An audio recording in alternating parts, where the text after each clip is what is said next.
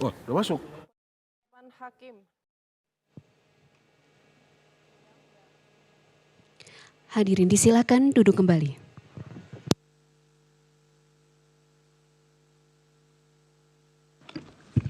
Kita mulai persidangan.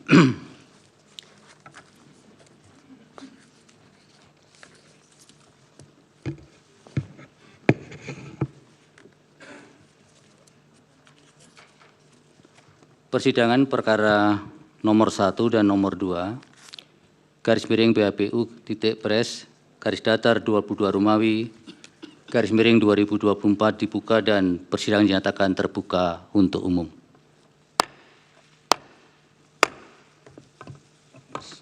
Selamat pagi, Assalamualaikum warahmatullahi wabarakatuh. Salam sejahtera untuk kita semua. Diperkenalkan yang hadir untuk pemohon nomor 1. Baik, terima kasih Yang Mulia. Mohon izin kami memperkenalkan saat ini alhamdulillah hadir langsung pemohon Bapak Anies Rashid Baswedan, SH MBP PhD. Hadir juga Dr. Honoris Causa Dr. Andes Haji Muhaimin Iskandar, MSI. Kapten kami yang membanggakan Marskal Madia Purnawirawan M. Sogi SS MM. Dari kuasa hukum hadir Dr. Herman Kadir SH MHum, Dr. Haji Bambang Wijayanto SH MSc, Dr. Refli Harun SH MH LLM, Sugito SH MH, Zaid Musafi SH MH, Dr. Ahmad Yani SH MH, Ahmad Wakil Kamal SH MH, Zainuddin Baru SH MH, Anang Zubaidi SH MH, Yance Aswin SH, dan saya sendiri Ari Yusuf Amir. Terima kasih Yang Mulia. Baik, terima kasih Pak Ari. Dari pemohon 2, silakan Pak. Terima kasih Yang Mulia.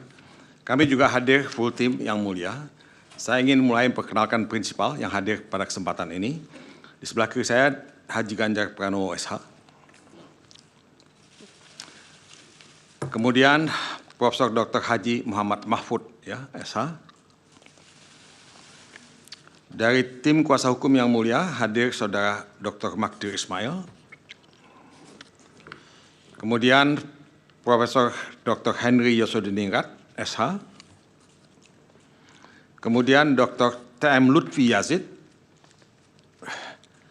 Kemudian Saudara Ahmad Yulianto Nurmansah, SH. Kemudian Dr. Vincentius Mendrova, SH. Lantas Dr. Muhammad Rashid Ridho. Kemudian Dr. Duke Arif. 9 Ignatius Andi, Sarjana Hukum. 10 Anissa Ismail BA, LLM. 11 Damian Agatha Juvens. 12 Tama Satria Langkun. Dan saya sendiri Todung Mulya Lubis. Terima kasih Yang Mulia.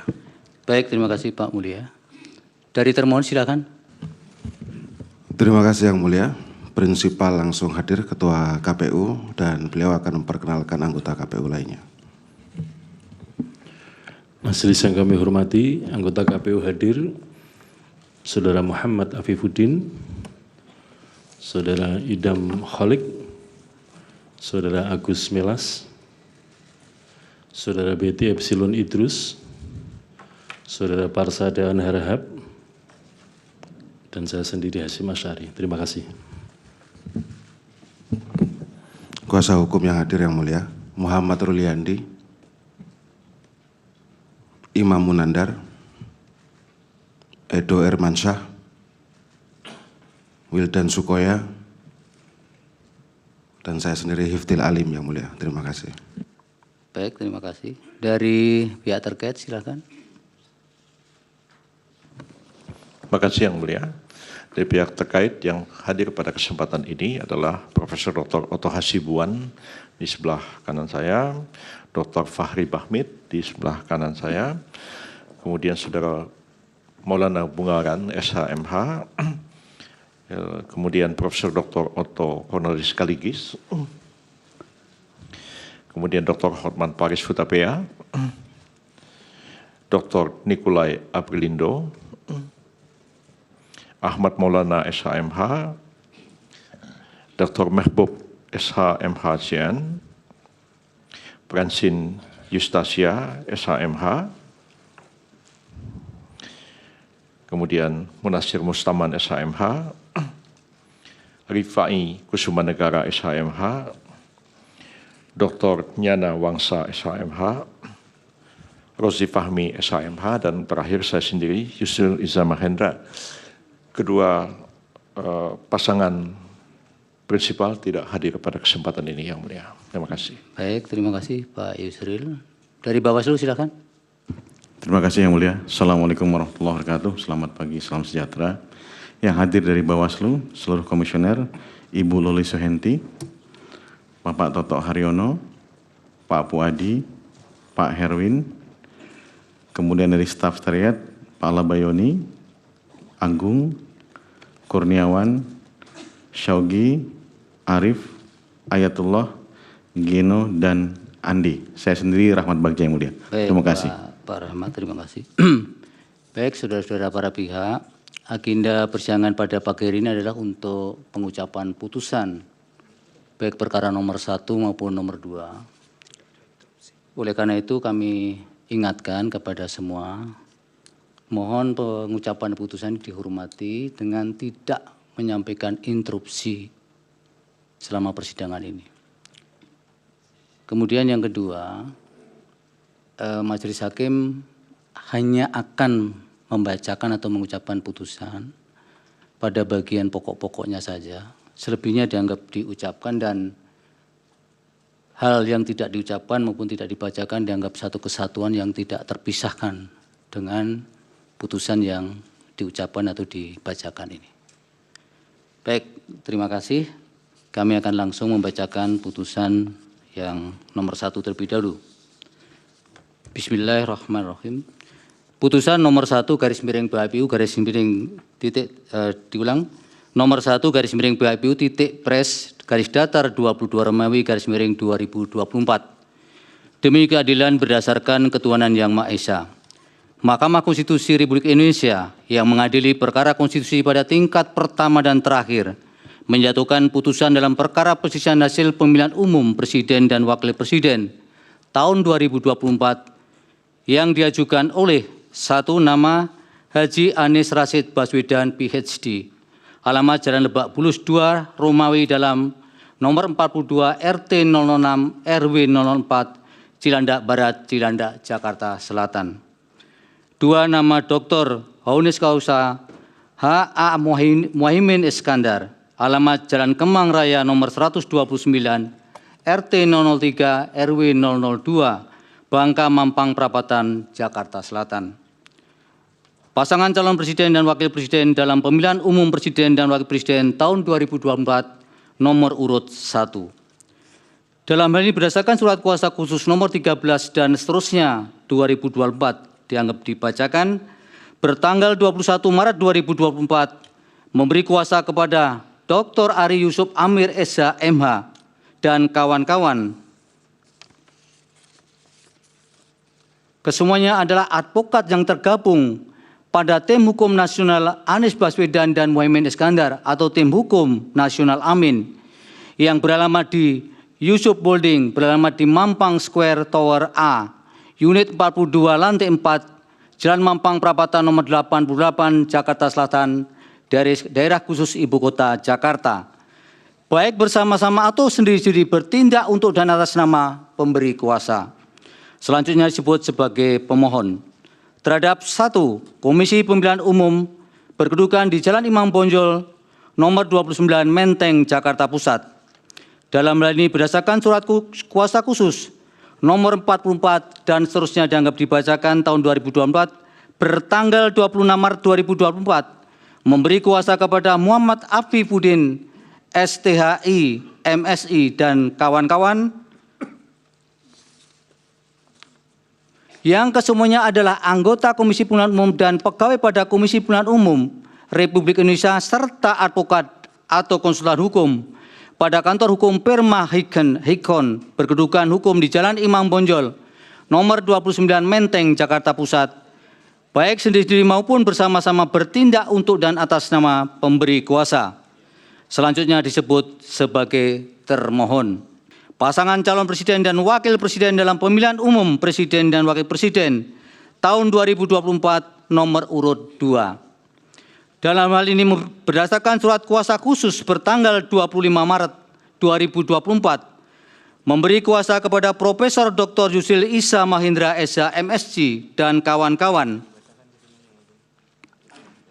yang kesemuanya merupakan advokat atau konsultan hukum pada kantor tim pembela pasangan calon presiden dan wakil presiden Republik Indonesia Prabowo Subianto dan Gibran Rakabuming Raka pada pemilihan umum tahun 2024, selanjutnya disingkat Tim Pembela Prabowo Gibran, yang beralamat di Sekretariat Tim Kampanye Nasional atau TKN Prabowo Gibran, Jalan Letnan Jenderal S. Parman, Kapling 78, Selipi, Jakarta Barat, baik sendiri maupun bersama-sama, bertindak untuk dan atas nama pemberi kuasa. Selanjutnya disebut sebagai pihak terkait. Membaca permohonan pemohon, mendengar keterangan pemohon, membaca dan mendengar jawaban termohon, membaca dan mendengar keterangan pihak terkait, membaca dan mendengar keterangan Badan Pengawas Pemilihan Umum atau Bawaslu, membaca dan mendengar keterangan ahli pemohon, termohon, pihak terkait dan Bawaslu, mendengar keterangan saksi pemohon, termohon, pihak terkait dan Bawaslu, membaca dan mendengar keterangan Menteri Koordinator Bidang Pembangunan Manusia dan Kebudayaan Republik Indonesia, Menteri Koordinator Bidang Perekonomian Republik Indonesia, Menteri Keuangan Republik Indonesia, dan Menteri Sosial Republik Indonesia. Membaca dan mendengar keterangan Dewan Kehormatan Penyelenggara Pemilu atau DKPP. Membaca kesimpulan pemohon, termohon, pihak terkait, dan Bawaslu. Membaca keterangan amicus curiae dari petisi Brawijaya, Barisan Kebenaran untuk Demokrasi, Tim Pembela Demokrasi Indonesia PTDI, dan Pergerakan Advokat Nusantara atau Perkat Nusantara, Aliansi Akademisi dan Masyarakat Sipil, Tonggak Persatuan Gerakan Umum Nusantara atau TOPGAN, Pusat Kajian Hukum dan Keadilan Center for Law and Social Justice, Fakultas Hukum Universitas Gadjah Mada, Panji R. Hadinoto, M. Busro Mukodas, dan kawan-kawan, Dewan Mahasiswa Justisia Fakultas Hukum Universitas Gadjah Mada, Badan Eksekutif Mahasiswa Fakultas Hukum Universitas Pajajaran, Badan Eksekutif Mahasiswa Fakultas Hukum Universitas Diponegoro, dan Badan Eksekutif Mahasiswa Fakultas Hukum Universitas Erlangga, Megawati Soekarno Putri dan Hasto Kristianto, Forum Advokat Muda Indonesia atau PAMI, Yayasan Advokasi Hak Konstitusional Indonesia atau YAKIN,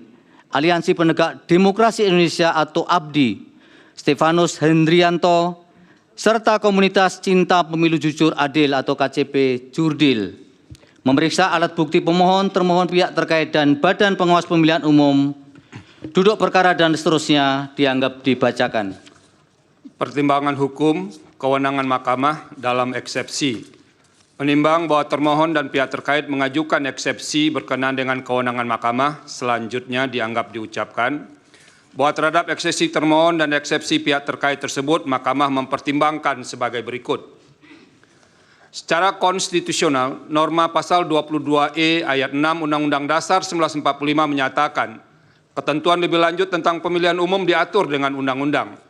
Sesuai dengan perintah pasal 22E ayat 6 Undang-Undang Dasar 1945 dimaksud, kontestasi pemilu 2024 diatur dengan Undang-Undang Nomor 7 Tahun 2017 tentang pemilihan umum sebagaimana telah diubah dengan Undang-Undang Nomor 7 Tahun 2023 tentang penetapan peraturan pemerintah pengganti Undang-Undang Nomor 1 Tahun 2022 tentang perubahan atas Undang-Undang Nomor 7 Tahun 2017 tentang pemilihan umum menjadi Undang-Undang Lembaran Negara Indonesia, Lembaran Negara Republik Indonesia tahun 2023 nomor 54, tambahan Lembaran Negara Republik Indonesia nomor 6832, selanjutnya disebut Undang-Undang Pemilu.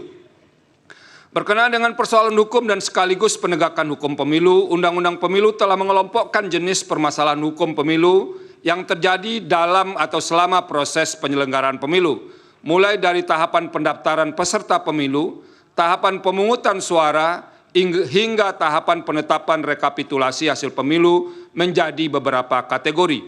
Pertama, pelanggaran pemilu yang meliputi pelanggaran kode etik, pelanggaran pemilu, dan pelanggaran administratif pemilu, vide pasal 456 Undang-Undang pasal 456 sampai dengan pasal 465 Undang-Undang Pemilu.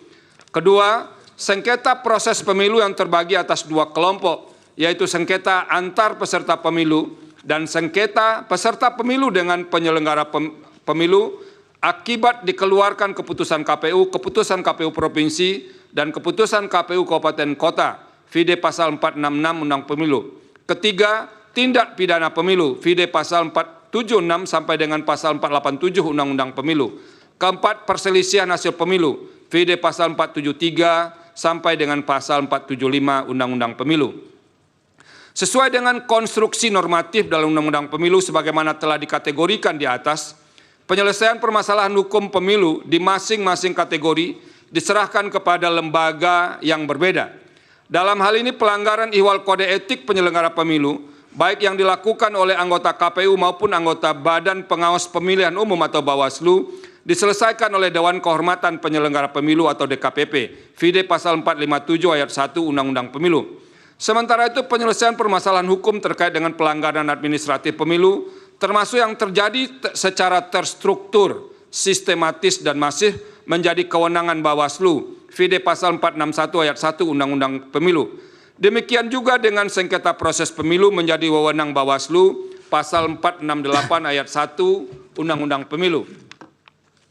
Adapun sengketa proses pemilu yang berkaitan dengan A, verifikasi partai politik peserta pemilu, B, penetapan daftar calon tetap anggota Dewan Perwakilan Rakyat atau DPR, Dewan Perwakilan Daerah atau DPD, Dewan Perwakilan Rakyat Daerah atau DPRD Provinsi dan DPRD Kabupaten Kota, dan C, penetapan pasangan calon presiden dan wakil presiden berada dalam kewenangan Bawaslu. Berkaitan dengan kewenangan tersebut, bila mana tidak menerima putusan Bawaslu, kontestan pemilu dapat mengajukan sengketa proses pemilu ke Pengadilan Tata Usaha Negara atau PTUN, vide pasal 470 Undang-Undang Pemilu. Selanjutnya terkait dengan penyelesaian tindak pidana pemilu menjadi kewenangan Bawaslu, Kepolisian, dan Kejaksaan Agung yang tergabung dalam Sentra Penegakan Hukum Terpadu atau Gakumdu, vide pasal 486 Undang-Undang Pemilu. Terakhir, penyelesaian perselisihan antara KPU dengan peserta pemilu mengenai penetapan perolehan suara hasil pemilu anggota DPR, DPD, dan DPRD secara nasional, dan penetapan perolehan suara hasil pemilu presiden dan wakil presiden menjadi kewenangan Mahkamah Konstitusi, vide pasal 474 dan pasal 475 Undang-Undang Pemilu. Kewenangan konstitusional Mahkamah Konstitusi untuk menyelesaikan perselisihan hasil pemilu pada tingkat pertama dan terakhir yang putusannya bersifat final diatur dalam pasal 24C ayat 1 Undang-Undang Dasar 1945. Selain itu, kewenangan Mahkamah Konstitusi juga diatur dalam Undang-Undang Pemilu sebagaimana disebutkan di atas dan juga berdasarkan pasal 10 ayat 1 huruf D Undang-Undang Nomor 24 Tahun 2003 tentang Mahkamah Konstitusi sebagaimana telah diubah terakhir dengan Undang-Undang Nomor 7 Tahun 2020 tentang perubahan ketiga atas Undang-Undang Nomor 24 Tahun 2003 tentang Mahkamah Konstitusi. Lembaran Negara Republik Indonesia tahun 2020 nomor 216, tambahan Lembaran Negara Republik Indonesia nomor 6554, selanjutnya disebut Undang-Undang MK. Dan pasal 29 ayat 1 huruf D Undang-Undang nomor 48 tahun 2009 tentang kekuasaan kehakiman, lembaran negara dan seterusnya dianggap dibacakan. Artinya, semua pengaturan tersebut merupakan delegasi dari norma konstitusi in casu pasal 24C ayat 1 Undang-Undang Dasar 1945. Dari ketiga undang-undang di atas, Undang-Undang MK dan Undang-Undang Kekuasaan Kehakiman menggunakan frasa memutus perselisihan tentang hasil pemilihan umum sebagaimana frasa yang termaktub dalam pasal 24C ayat 1 Undang-Undang Dasar 1945. Sementara itu, Undang-Undang Pemilu in casu dalam Pemilu Presiden dan Wakil Presiden menggunakan frasa hasil penghitungan suara yang memengaruhi penentuan terpilihnya pasangan calon. Terlepas dari adanya perbedaan tersebut, menurut Mahkamah, kewenangan untuk menyelesaikan perselisihan hasil pemilu presiden dan wakil presiden tidak dapat dilepaskan dari kewajiban konstitusional Mahkamah Konstitusi sebagai peradilan konstitusi yang harus memastikan penyelenggaraan pemilu tidak melanggar azas-azas pemilu yang bersifat langsung, umum, bebas, rahasia, jujur, adil, dan berkala sebagaimana ditentukan dalam pasal 22E ayat 1 Undang-Undang Dasar 1945. Artinya, secara konstitusional, Undang-Undang Dasar 1945 mengandung semangat yang menghendaki penyelenggaraan pemilu yang berkeadilan, demokratis, dan berintegritas. Bahwa salah satu kunci untuk mewujudkan penyelenggaraan pemilu yang berkeadilan, demokratis, dan berintegritas tersebut adalah penegakan hukum pemilu dalam rangka mengukuhkan legitimasi hasil pemilu. Untuk itu, apabila diletakkan dalam konteks kewenangan Mahkamah Konstitusi, sebagaimana diatur dalam pasal 24C ayat 1 Undang-Undang Dasar 1945, frasa memutus perselisihan tentang hasil pemilihan umum dimaksud harus dimaknai sebagai upaya mewujudkan pemilu yang berkeadilan, demokratis, dan berintegritas. Artinya, sekalipun Undang-Undang Pemilu telah mendesain begitu rupa penyelesaian masalah pemilu pada masing-masing kategori dan diserahkan kepada lembaga-lembaga yang berbeda, bukan berarti Mahkamah tidak berwenang untuk menilai masalah hukum pemilu yang terkait dengan tahapan pemilu berkenaan dengan penetapan suara sah hasil pemilu. Salah satu dasar untuk membuka kemungkinan tersebut adalah penyelesaian yang dilakukan lembaga-lembaga sebagaimana diuraikan di atas masih mungkin menyisakan ketidaktuntasan, terutama masalah yang potensial mengancam terwujudnya pemilu yang berkeadilan, demokratis, dan berintegritas. Di antara penyebab kerap terjadinya masalah dimaksud adalah singkat atau terbatasnya waktu penyelesaian masalah hukum di masing-masing tahapan, termasuk terbatasnya wewenang lembaga yang diberi kewenangan untuk menyelesaikan masalah-masalah hukum pemilu. Dalam masalah hukum pemilu dalam hal masalah hukum pemilu belum tuntas atau bahkan tidak terselesaikan sama sekali, hal demikian dapat menimbulkan persoalan yang berkaitan dengan memengaruhi hasil pemilu. Padahal idealnya dalam batas penalaran yang wajar, setelah seluruh rangkaian pemilu usai, siapapun yang menjadi pemenang pemilu akan melaksanakan kepemimpinan dengan legitimasi kuat. Hal tersebut tidak dapat dilepaskan dari eksistensi pemilu, baik secara teoritis, konseptual, dan praktis, bahwa pemilu merupakan sarana untuk melakukan transisi kekuasaan dalam sebuah negara. Oleh karena itu, manakala terdapat indikasi bahwa pemenuhan azas dan prinsip-prinsip pemilu tidak terjadi pada tahapan pemilu sebelum penetapan hasil, apapun alasannya, hal tersebut menjadi kewajiban bagi Mahkamah Konstitusi sebagai peradilan konstitusi untuk pada tingkat pertama dan terakhir yang putusannya bersifat final mengadili keberatan atas hasil rekapitulasi penghitungan suara pemilu. Dengan demikian, Mahkamah tidak memiliki alasan untuk menghindar menghadiri, dengan demikian, Mahkamah tidak memiliki alasan untuk menghindar mengadili masalah hukum pemilu yang berkaitan dengan tahapan pemilu berkenaan dengan penetapan suara sah hasil pemilu. Sepanjang hal demikian memang terkait dan berpengaruh terhadap hasil perolehan suara peserta pemilu. Bahwa paradigma sebagaimana diuraikan di atas telah menjadi pendirian Mahkamah sejak menangani perselisihan hasil pemilu presiden dan wakil presiden 2004 hingga pemilu presiden dan wakil presiden 2019. Misalnya, dalam putusan Mahkamah Konstitusi nomor 01 PHPU strip pres strip 16 Romawi strip 2019 yang diucapkan dalam sidang pleno terbuka untuk umum pada tanggal 26 Juni 2019 berkenaan dengan paradigma dimaksud pada paragraf pada halaman 1813 sampai 1815 paragraf 3.11 putusan aku Mahkamah antara lain mempertimbangkan sebagai berikut dan seterusnya dianggap diucapkan. Berdasarkan pertimbangan hukum dan kutipan putusan di atas, telah jelas bahwa Mahkamah dalam melaksanakan kewenangan sebagaimana dimaksud dalam pasal 24C ayat 1 Undang-Undang Dasar 1945 tidak hanya sebatas mengadili angka-angka atau hasil rekapitulasi penghitungan suara, tetapi juga dapat menilai hal-hal lain yang berkaitan dengan tahapan pemilu berkenaan dengan penetapan suara sah hasil pemilu. Namun demikian, terlepas dari pendirian di atas, Mahkamah perlu menegaskan, sebagai lembaga yang memiliki kewenangan konstitusional untuk memutus perselisihan tentang hasil pemilihan umum sebagaimana termaktub dalam pasal 24C ayat 1 Undang-Undang Dasar 1945, sebenarnya tidak tepat dan tidak pada tempatnya apabila Mahkamah dijadikan tumpuan untuk menyelesaikan semua masalah yang terjadi selama penyelenggaraan tahapan pemilu. Apabila tetap diposisikan untuk menilai hal-hal lain, sama saja dengan menempatkan Mahkamah sebagai keranjang sampah untuk menyelesaikan semua masalah yang berkaitan dengan pemilu di Indonesia. Dalam hal ini, lembaga yang telah diberikan kewenangan untuk menyelesaikan pemilu seperti Bawaslu, Gakumdu, harus melaksanakan kewenangannya secara optimal demi menghasilkan pemilu yang jujur dan adil serta berintegritas.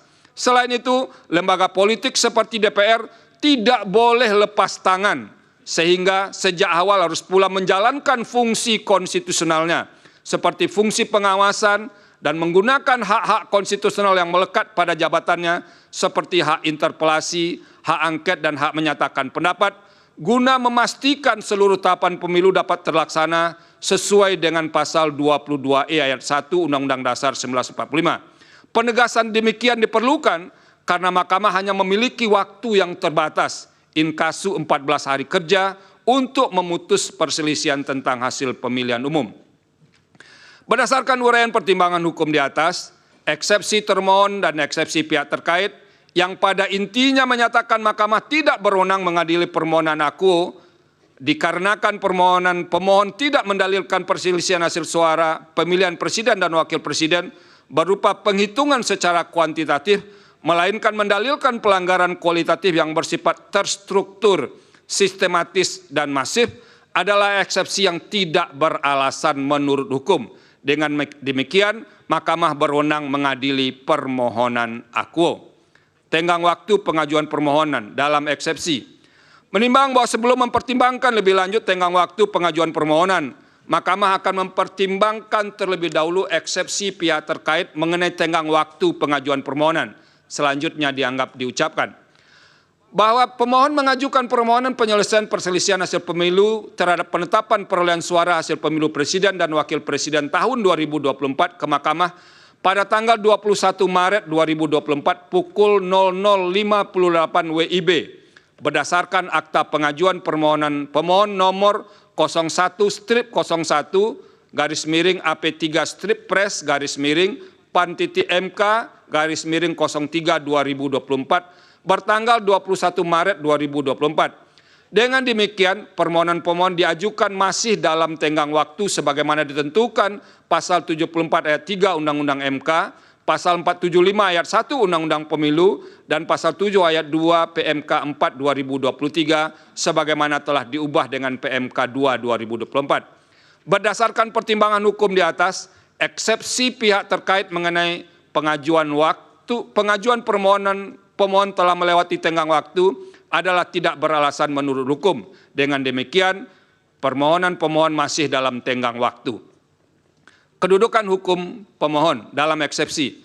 Menimbang bahwa sebelum mempertimbangkan lebih lanjut kedudukan hukum pemohon, Mahkamah akan mempertimbangkan terlebih dahulu eksepsi pihak terkait yang pada pokoknya menyatakan pemohon tidak memiliki kedudukan hukum untuk mengajukan permohonan akuo. Eksepsi tersebut selanjutnya dianggap diucapkan. Bahwa berdasarkan keputusan Komisi Pemilihan Umum nomor 1632 tahun 2023 tentang penetapan pasangan calon presiden, calon peserta pemilihan umum presiden dan wakil presiden tahun 2024 bertanggal 13 November 2023 dan keputusan Komisi Pemilihan Umum nomor 1644 tahun 2023 tentang penetapan nomor urut pasangan calon peserta pemilihan umum presiden dan wakil presiden tahun 2024 bertanggal 4 November 2023. Pemohon adalah pasangan calon presiden dan wakil presiden peserta pemilu presiden dan wakil presiden tahun 2024 dengan nomor urut 1. Berdasarkan pertimbangan hukum di atas, eksepsi pihak terkait mengenai kedudukan hukum pemohon adalah tidak beralasan menurut hukum. Dengan demikian, pemohon memiliki kedudukan hukum untuk mengajukan permohonan aku. Menimbang bahwa oleh karena Mahkamah berwenang untuk mengadili permohonan aku dan permohonan pemohon diajukan masih dalam tenggang waktu yang ditentukan pasal 74 ayat 3 Undang-Undang MK, pasal 475 ayat 1 Undang-Undang Pemilu, dan pasal 7 ayat 2 PMK 4 2023, sebagaimana telah diubah dengan PMK 2 2024, serta pemohon memiliki kedudukan hukum untuk mengajukan permohonan, selanjutnya Mahkamah akan mempertimbangkan eksepsi termohon mengenai pokok permohonan aku. Dalam eksepsi, menimbang bahwa terhadap permohonan pemohon, termohon mengajukan eksepsi yang pada pokoknya menyatakan format permohonan tidak sesuai dengan pedoman penyusunan permohonan. Eksepsi demikian seterusnya dianggap diucapkan. Termohon juga mengajukan eksepsi pada pokoknya menyatakan dalil-dalil permohonan pemohon merupakan dalil yang tidak jelas dan kabur. Selanjutnya dianggap diucapkan. Menimbang bahwa terhadap eksepsi termohon mengenai permohonan tidak sesuai dengan pedoman penyusunan permohonan yang diatur dalam PMK 4 2023, sebagaimana telah diubah dengan PMK 2 2024, dan permohonan pemohon tidak jelas atau kabur, setelah dicermati secara saksama, menurut Mahkamah, eksepsi tersebut secara substansial telah berkaitan dengan pokok permohonan, sehingga eksepsi yang demikian merupakan keberatan yang tidak terkait dengan persoalan-persoalan syarat formil dan oleh karenanya harus dinyatakan tidak beralasan menurut hukum. Menimbang, maaf diulangi, dinyatakan tidak beralasan menurut hukum.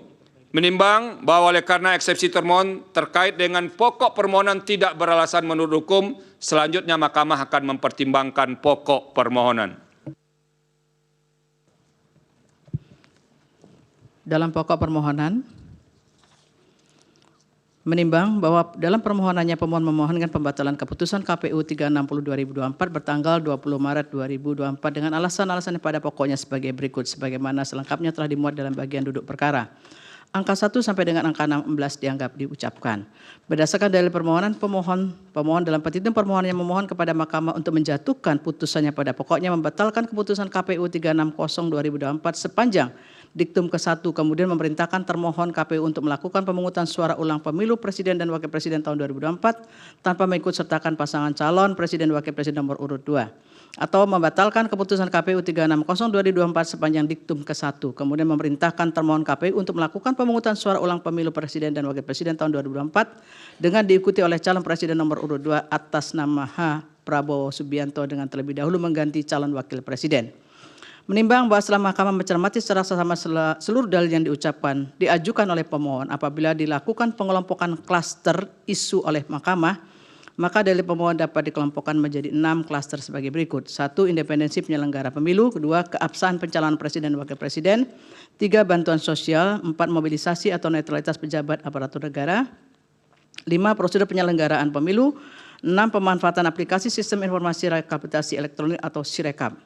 Menimbang bahwa pemohon mendalilkan ihwal independensi penyelenggara pemilu akibat intervensi kekuasaan dalam pengangkatan tim seleksi anggota KPU dan anggota Bawaslu. Selain itu khusus untuk Bawaslu, dalil pemohon perihal independensi penyelenggara pemilu bertumpu pada penilaian banyaknya dugaan pelanggaran pemilu yang tidak ditindaklanjuti oleh Bawaslu sebagai pengawas pemilu di seluruh wilayah Indonesia. Perihal dalil tidak independennya penyelenggara pemilu tersebut, pemohon pada pokoknya menguraikan sebagai berikut. Angka 1 sampai dengan angka 2 dianggap diucapkan. Terhadap dalil tersebut, Mahkamah akan mempertimbangkan masing-masing sebagai berikut. Bahwa pemohon mendalilkan pengangkatan tim seleksi anggota KPU dan anggota Bawaslu oleh Presiden melanggar pasal 22 ayat 3 junto pasal 118 Undang-Undang Pemilu karena memasukkan unsur pemerintah lebih dari 3 orang. Pemohon mengajukan bukti P19, termohon menyampaikan jawaban dan seterusnya dianggap diucapkan dan mengajukan bukti T4 dan bukti T16. Pihak terkait memberikan keterangan dan seterusnya dianggap diucapkan serta mengajukan 2 orang saksi yaitu Ahmad Doli Kurnia Tanjung dan Suprianto. Setelah Mahkamah memeriksa dengan sesama dalil pemohon aku, jawaban termohon, keterangan pihak terkait dan bukti-bukti yang diajukan serta fakta hukum yang terungkap dalam persidangan, Mahkamah mempertimbangkan sebagai berikut. Bahwa penyelenggaraan pemilu secara langsung oleh rakyat merupakan sarana untuk mewujudkan kedaulatan rakyat guna menghasilkan pemerintahan yang demokratis berdasarkan Pancasila dan Undang-Undang Dasar 1945. Berkenaan dengan pemilu secara konstitusional, pasal 22E ayat 1 UUD 1945 mengatur secara eksplisit asas penyelenggaraan pemilu, yaitu langsung, umum, bebas, rahasia, jujur, adil, dan dilaksanakan secara berkala setiap 5 tahun sekali. Untuk mewujudkan penyelenggaraan pemilu dimaksud pasal 22E ayat 5 UUD 1945 menentukan bahwa pemilu diselenggarakan oleh sebuah komisi pemilihan umum bersifat nasional tetap dan mandiri. Dalam perkembangannya frase sebuah komisi pemilihan umum tersebut bermetamorfosis menjadi 3 lembaga, yaitu KPU, Bawaslu, dan DKPP. Vida pasal 1 angka 7 Undang-Undang Pemilu. Sebagai bagian dari desain untuk mewujudkan asas-asas pemilu sebagaimana termaktub dalam pasal 22E ayat 1 UUD 1945, dalam menyelenggarakan pemilu, penyelenggara pemilu harus berintegritas, profesional, dan akuntabel. Bahwa sebagai penyelenggara pemilu secara konstitusional, ketiga lembaga dimaksud diposisikan sebagai lembaga mandiri. Secara doktriner, suatu lembaga dikatakan mandiri atau independen. Salah satu persyarat yang harus dipenuhi adalah proses pengisian anggota tidak dilakukan atau diisi oleh satu lembaga negara saja. Misalnya diisi oleh eksekutif atau legislatif saja. Perkembangan pengisian keanggotaan lembaga mandiri atau independen dalam sistem ketatanegaraan Indonesia telah mengadopsi atau menerima doktrin dimaksud. Buktinya secara normatif proses pengisian anggota KPU dan anggota Bawaslu dilakukan dengan melibatkan presiden atau eksekutif dan DPR legislatif. Vida pasal 22 sampai dengan pasal 26 Undang-Undang Pemilu. Bahwa sekalipun presiden menjadi salah satu lembaga yang terlibat dalam proses seleksi calon anggota KPU dan calon anggota Bawaslu, namun presiden tidak begitu saja melakukan atau menunjuk sendiri calon anggota KPU dan calon anggota Bawaslu. Dalam hal ini Undang-Undang Pemilu membatasi wewenang presiden sebatas mengangkat anggota tim seleksi untuk menyeleksi calon anggota KPU dan calon anggota Bawaslu dimaksud. Tidak hanya itu, dalam mengangkat anggota tim seleksi, presiden pun dibatasi dengan pembatasan misalnya 11 anggota tim seleksi. Hanya 3 orang yang berasal dari unsur pemerintah. Sementara itu 4 orang yang berasal dari unsur akademisi dan 4 orang lainnya atau dari unsur masyarakat. Bahkan nama-nama calon yang akan diajukan presiden ke DPR hanya sebatas nama-nama yang dihasilkan oleh tim seleksi. Artinya wewenang presiden dapat dikatakan terbatas dalam proses pengisian calon anggota KPU dan calon anggota Bawaslu. Begitu pula dengan DPR, sekalipun merupakan salah satu lembaga yang terlibat dalam proses seleksi, DPR hanya dapat menyeleksi dengan cara melaksanakan uji kelayakan dan kepatutan fit and proper test.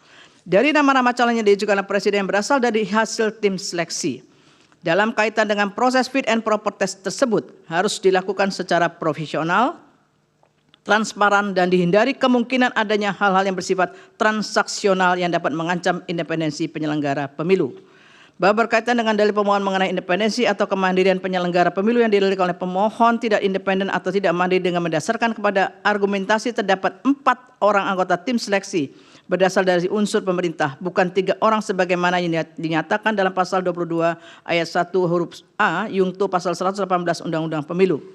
Berkenaan hal tersebut, setelah Mahkamah meriksa dengan seksama bukti-bukti yang diajukan dan fakta hukum yang terungkap dalam persidangan, Kepres 120P tahun 2021 tidak mencantumkan unsur dari 11 anggota tim seleksi dimaksud. Setelah membaca nama-nama anggota tim seleksi yang tercantum dalam Kepres 120P tahun 2021, Mahkamah tidak dapat menilai bahwa jumlah yang berasal dari unsur pemerintah lebih dari 3 orang. Terlebih tidak terdapat bukti yang meyakinkan bagi Mahkamah bahwa nama-nama yang didalilkan oleh pemohon benar-benar merupakan unsur pemerintah atau sebaliknya lebih pada pertimbangan nama-nama tersebut dipilih karena kapasitas yang mereka miliki untuk menjadi tim seleksi calon anggota KPU dan calon anggota Bawaslu. Termasuk dalam ini Pungki Indarti yang menjabat sebagai salah seorang anggota Kompolnas.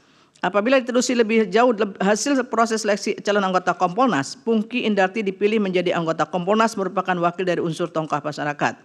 Terlepas dari hal tersebut, ketika pengumuman tim seleksi calon anggota KPU dan calon anggota Bawaslu, Mahkamah tidak menemukan fakta adanya keberatan dari DPR berkenaan dengan komposisi anggota tim seleksi dimaksud.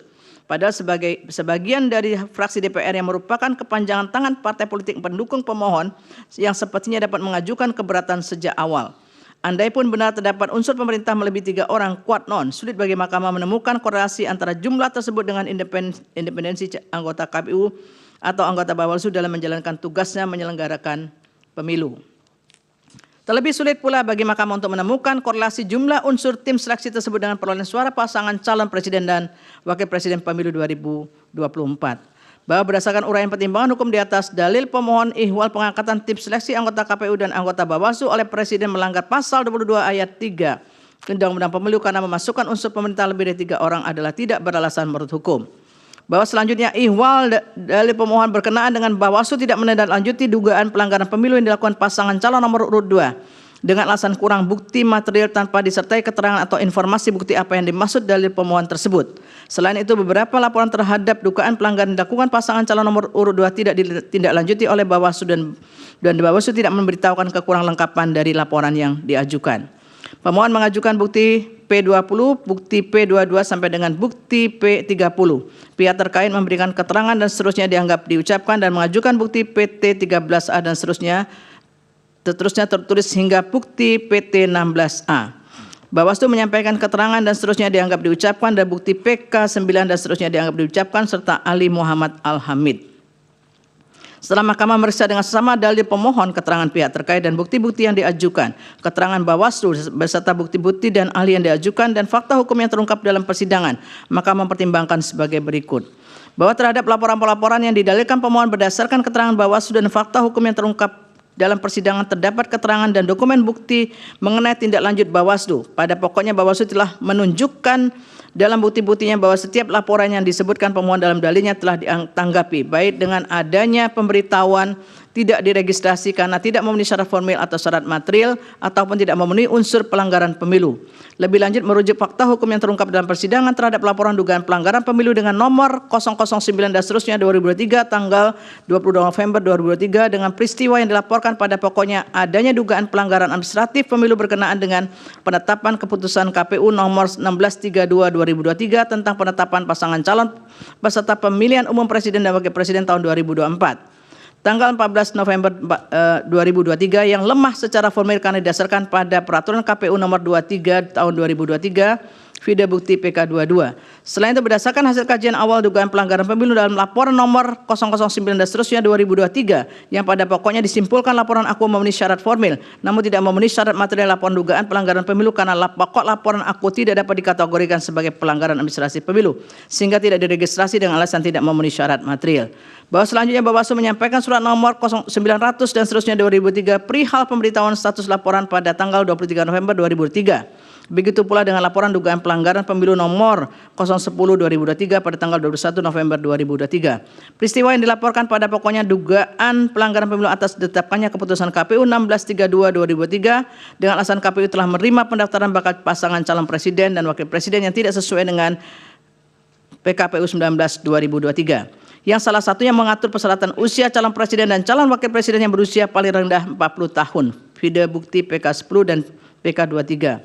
Laporan-laporan dimaksud telah ditindaklanjut dengan penanganan pelanggaran serta pembahasan oleh Bawaslu. Dengan demikian, menurut Mahkamah Bawaslu beserta jajaran telah melakukan tindak lanjut terhadap laporan-laporan yang didalilkan pemohon. Bahwa selanjutnya berkenaan dengan keterpenuhan syarat formil dan material ataupun kelayakan laporan untuk diregistrasi serta ditindaklanjuti merupakan kewenangan Bawaslu sebagaimana diatur oleh Undang-Undang Pemilu, video pasal 95 Undang-Undang Pemilu. Faktanya tindak lanjut laporan tersebut tidak selalu berujung pada kesimpulan yang menyatakan telah terjadi pelanggaran pemilu atau sampai menjatuhkan sanksi. Dalam hal ini Mahkamah tidak menemukan bukti yang cukup meyakinkan bahwa Bawaslu tidak menindaklanjuti dugaan pelanggaran pemilu yang dilakukan pasangan calon nomor urut 2. Namun demikian, penanganan pelanggaran yang dilakukan Bawaslu tersebut sebagiannya terkesan formalistik. Oleh karena itu, Mahkamah perlu menegaskan dalam berangka perbaikan ke depan agar pengawasan Bawaslu memberi manfaat lebih untuk mewujudkan pemilu yang jujur, adil, dan berintegritas. Maka perlu dilakukan perubahan mendasar pengaturan tentang pengawasan pemilu, termasuk tata cara penindakannya jika terjadi pelanggaran pada setiap tahapan pemilu. Sehingga Bawaslu harus masuk ke dalam substansi laporan atau temuan untuk membuktikan ada tidaknya secara substansial telah terjadi pelanggaran pemilu, termasuk dalam hal ini pemilihan kepala daerah. Artinya bila mana perubahan dimaksud tidak dilakukan, hal demikian akan mengancam terwujudnya pemilu yang jujur, adil, dan berintegritas.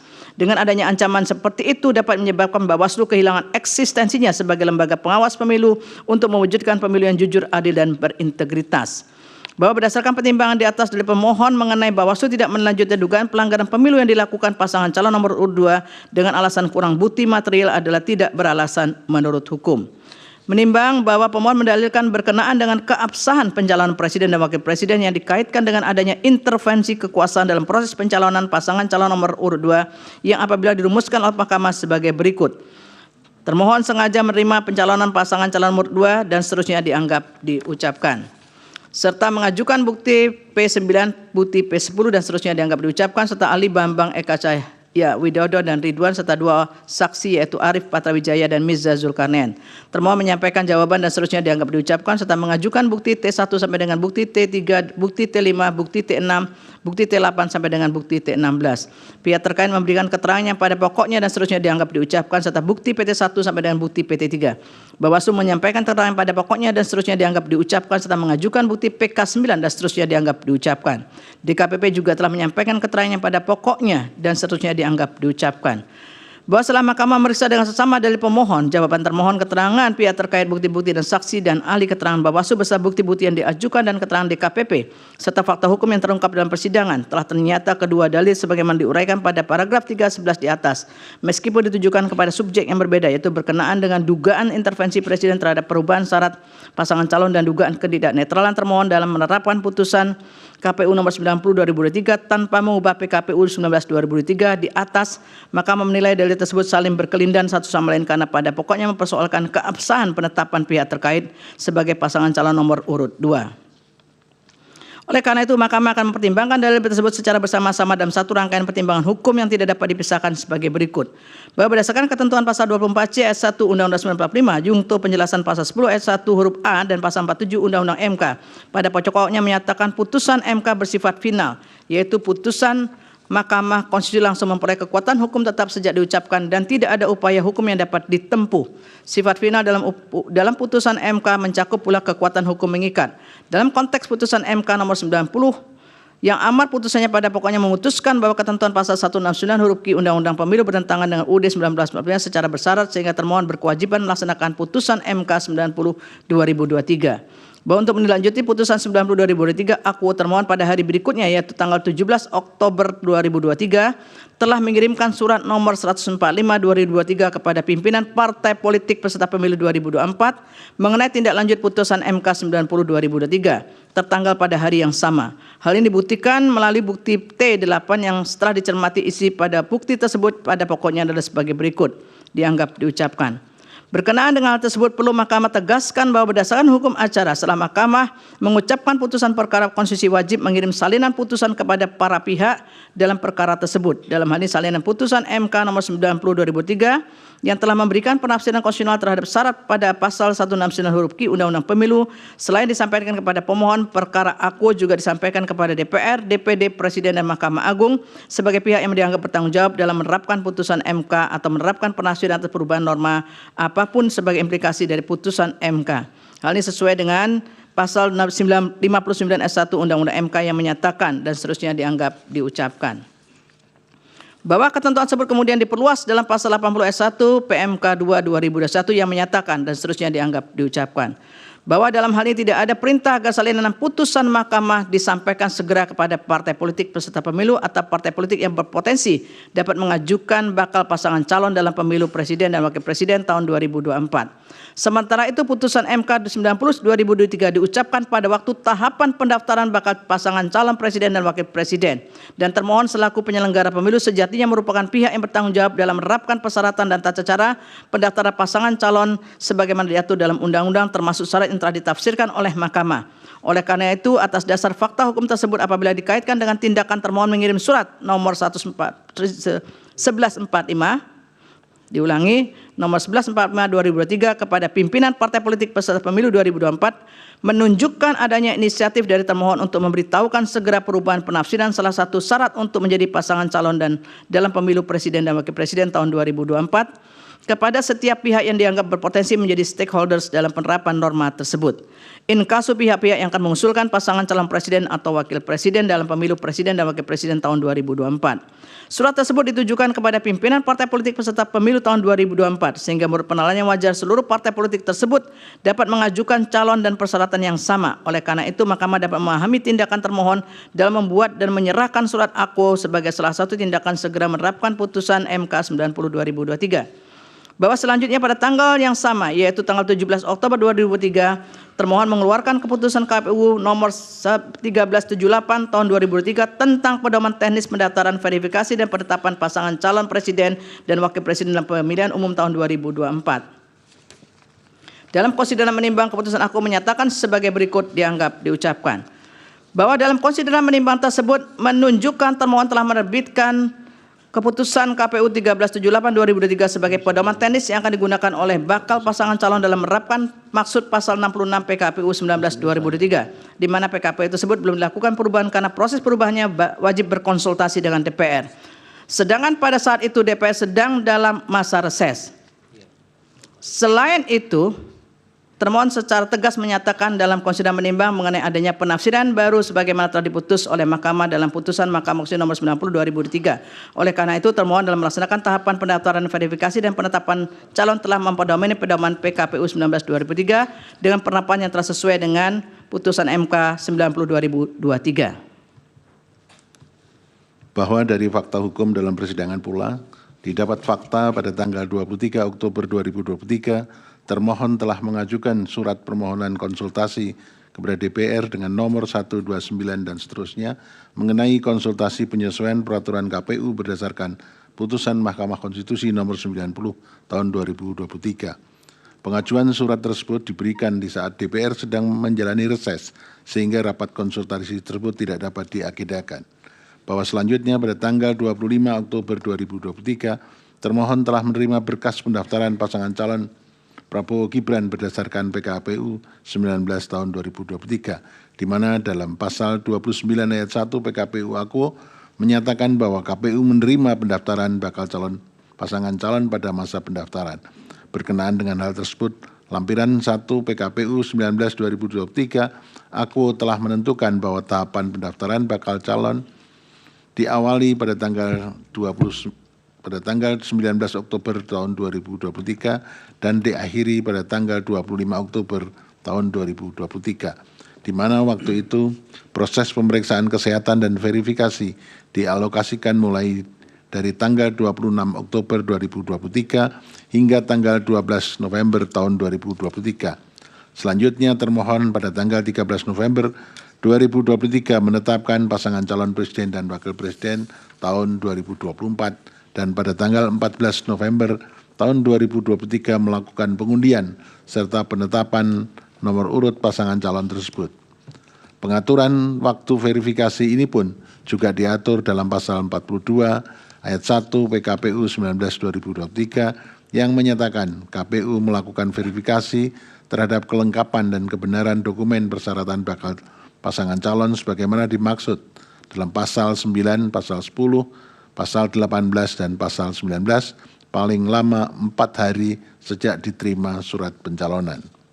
Bahwa berdasarkan fakta-fakta tersebut, meskipun termohon selaku penyelenggara pemilu berkewajiban menerapkan putusan Mahkamah Konstitusi yang dapat mempengaruhi norma berkenaan dengan proses pencalonan presiden dan wakil presiden tahun 2024, namun demikian termohon juga terikat dengan jadwal dan tahapan yang telah ditetapkan sebagaimana diuraikan di atas.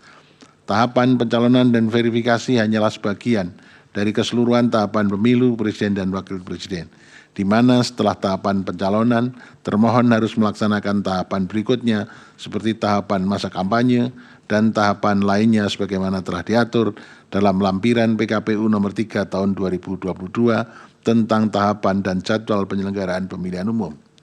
Bergesernya salah satu tahapan dan jadwal penyelenggaraan pemilu dapat berimplikasi pada bergesernya tahapan dan jadwal berikutnya. Tahapan dan jadwal penyelenggaraan pemilu sebagaimana telah ditetapkan tersebut juga telah mengakomodir adanya alokasi waktu untuk kemungkinan pemilu presiden dan wakil presiden putaran kedua. Dalam hal ini termohon ketika melaksanakan fungsinya dalam menyelenggarakan salah satu tahapan pemilu haruslah berhati-hati agar perubahan tahapan apapun tidak secara signifikan mengganggu jadwal atau tahapan berikutnya. Oleh karena itu, Mahkamah memandang termohon terikat kepada jadwal yang telah ditetapkan. Sementara itu, dengan urgensi yang sama, harus juga melakukan penyesuaian persyaratan sebagaimana telah diputuskan oleh putusan Mahkamah Konstitusi nomor 90 tahun 2023. Meskipun demikian, seyogianya termohon juga tetap mengupayakan perubahan PKPU sesuai dengan proses sebagaimana yang ditentukan oleh peraturan perundangan termasuk berkonsultasi dengan DPR.